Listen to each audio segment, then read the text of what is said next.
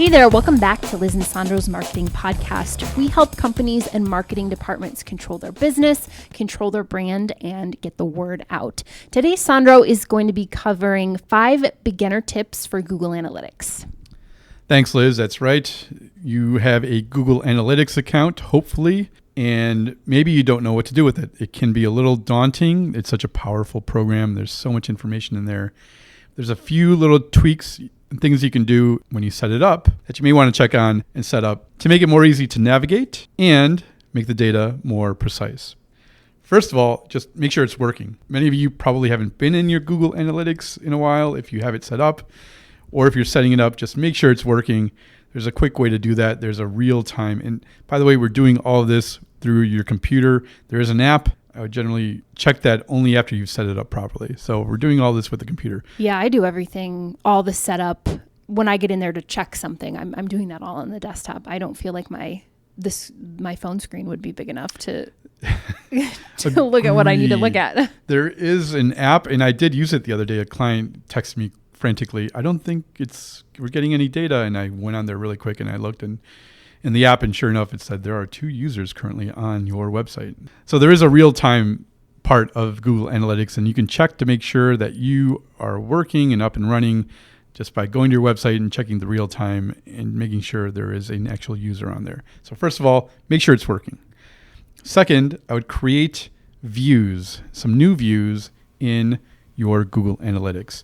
If you go in the admin section, and there's 3 columns, the far right column is the views section. And generally, the only one there is going to be all website data. And that's everything that Google Analytics is collecting. Correct. Which, as you mentioned in your intro, it's a lot and it's really overwhelming. It can be bots from Russia, China. It can be the crawlers from Yahoo or Bing coming to crawl your website. It'll be every single little thing. Yeah. And you want to keep one of those. So one of your data views should remain all your website data.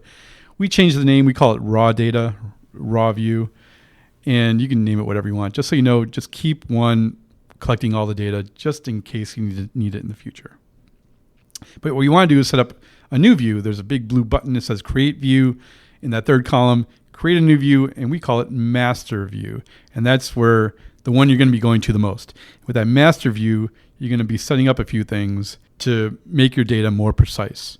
And a 3rd view, and we'll talk about that in a second, the 3rd view we'll have is a test view, and that's just to test any tweaks you have. Try a new filter maybe, do it in the test view for a week, make sure the data is still collecting, and then once it's good to go on the test data view, bring it in over to the master view. Oh, so you're almost kind of testing tweaks in kind of like a development type environment before you bring it over to the main master view. Yeah, I like that. So we have 3 views: a raw data with all the data, the master view with some filters we're going to talk about, and the test view whenever you want to test a new filter or something out. So A, make sure it's working. B, create 3 views. Next up, create some filters for your master view. 3 filters you want to create. 1, we do right away, exclude IP addresses. So in your office or home, or the IP address of your marketing agency or any any work from home employees. Yes, thank you. All you got to do, go to Google and type in what is my IP address, and just copy and paste that in over to a filter. In your filters, it'll just click the big red button saying add filter, click exclude, and your source will be from this IP address.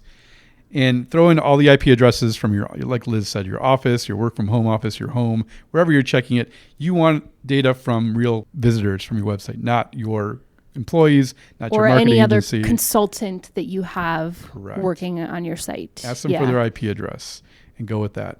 One little pro tip here, your IP address, usually it changes the last 4 digits, the last 3 or 4 digits. So I would say traffic from the IP address that begins with, and then copy and paste it, and then delete the final last 4. The last 4 yes. digits, yeah. Because static IP addresses are pretty expensive. Yeah. Static means your IP address will never change. But my home address changes once a month. It's fine, whatever. So A, exclude your IP addresses. B, I like this one, combine your Facebook. If you look in your Google Analytics for your acquisition, you're going to see m.facebook.com, lm.facebook.com, l.facebook.com, facebook.com. There's going to be so many different crazy facebook.coms. I don't know why. And actually, I've read why, but it's a long story. But there is a filter, and I'm not going to get into it, but Google combine Facebook referral data. So we're still in the views section. We're still in the view section in the filters. In the filter, got it. So These are all filter filters. 1 is IP address. Correct. Filter 2 is combining all of the Facebook traffic. Correct. And I'm assuming that has something to do with the fact that there's a mobile app, there's a desktop version, right? Is that the 2-second answer? That's okay. Correct. Yeah, I deleted the Facebook app from my phone a year or 6 months ago. But I occasionally have to go to it, so I bring it up on the web, on Safari on my iPhone, and it's m.facebook.com. It'll take me to, and so Got it. There's a lot there. So unify your Facebook referrals so that it's nice and clean data in your acquisition folders, all just one Facebook. Because otherwise, because I export a lot of data from Google Analytics, and so then you probably have multiple lines of Facebook traffic, and I've got to go in and combine them in Excel, it's a pain in the butt. And the third one I love here, if you're based in the United States and you're just a local mechanic, say on the corner, you don't really care about international traffic. Most international traffic, a lot of it is spam. So we create a filter that blocks out all international traffic and just brings in the traffic from the United States. It's a pretty easy filter. You'll just click custom in the filter field and include the country of the United States, and that's it. And that way, when we're looking at our data, it's not any crazy Russian bots, any crazy bots from Yugoslavia or Ukraine. So 3 filters to add: exclude your IP addresses from people that work for you, combine your Facebook filters, and exclude any international traffic. It's if you're a local little corner shop. Like, why would somebody from India be looking for a brake job from you over in your neighborhood? Probably no reason for that. The next thing you want to do is set up your goals. So goals, I'm going to talk very broadly about this. Goals are whatever you consider a conversion, whether it's somebody at your checkout page, somebody signing up for your email list, somebody signing up for a free consultation from you, whatever the landing page is, thank you, your website /thank you, or whatever counts as a conversion, as a sale, or as a sign up. You need to work with your web developer to figure out what that goal is and set it up, again, under your views in Google Analytics so that you can see how many people are actually converting, what percentage of people are buying something, what percentage of people are signing up for your email list, what percentage of people are asking for the free consultation. Goals can be a little tricky, so work with your web developer, but it's something I would highly recommend, because then what's the point if you don't have a goal for your website? Next up, link up to your Google Search Console. So set up your Google Search Console. Look that up. It's not that difficult. I'm not going to get into it here. But once you do look it up, once you do create it, you can link it to your Google Analytics. And you can, under acquisition, you'll be able to see Search Console and click queries and see the keywords people use to find you. You'll see if you're a restaurant, they'll search restaurants near me, or what keywords. If you're looking for keywords to use for your blog or for your Google ads, this is a great way to do it. Link up your Google Search Console to your Google Analytics, and you'll be able to see how people are finding you, what keywords they use, and it'll give you some ideas. And finally, the 5th thing, this is only if you have a search bar in your website. Like if you go to the marketingpodcast.net, we do have a little magnifying glass with the search bar at the top, and you can search all of our podcasts. You wanted to find any Instagram. Episode about Twitter or SEO. Yeah. Yeah. Well, that is a setting in Analytics. You can tie Analytics to the search bar on your website. Correct. Which is really cool. Yes. But yeah, so you can see what people are searching for the most. Maybe they're searching for a word that you have no idea. That we never even thought of. Correct.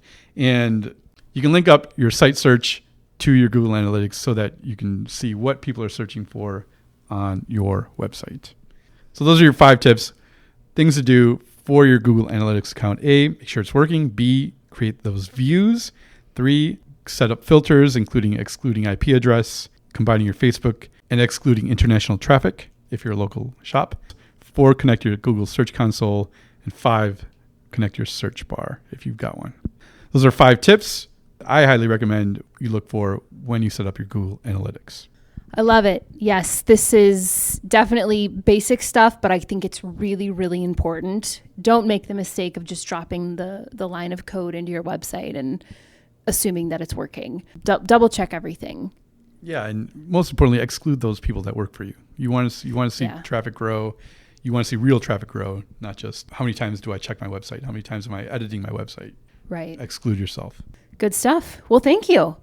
That wraps up today's episode. Thanks for tuning in. Don't forget you can find us on Google Podcasts, Spotify, and iTunes. Show us some love on iTunes. We'd greatly appreciate it. You can also check us out on Twitter, Instagram, and Facebook. Send us your questions or show ideas. We'll give you a shout out in the show and the show notes, and we will see you next time.